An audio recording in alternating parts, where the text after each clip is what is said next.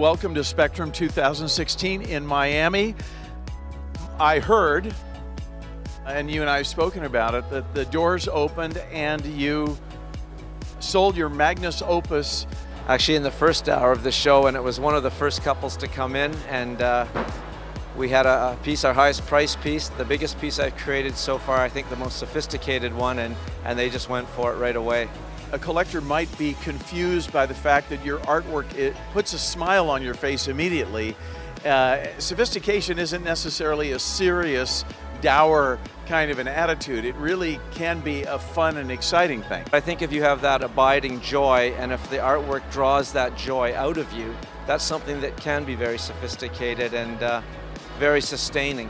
I know you and I have spoken before about how your work has gone through sort of an evolution or a morphing.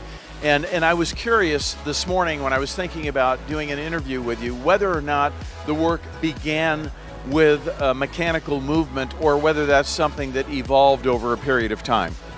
Visually, there was movement in the work because I was using wheels right from the start, which suggest movement, but the actual mechanized motion came later.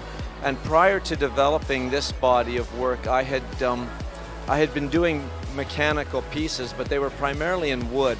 And this was a whole new departure that, again, using the word sophisticated, I think it was on the one hand simpler because the lines are more sparse and clear than with wood.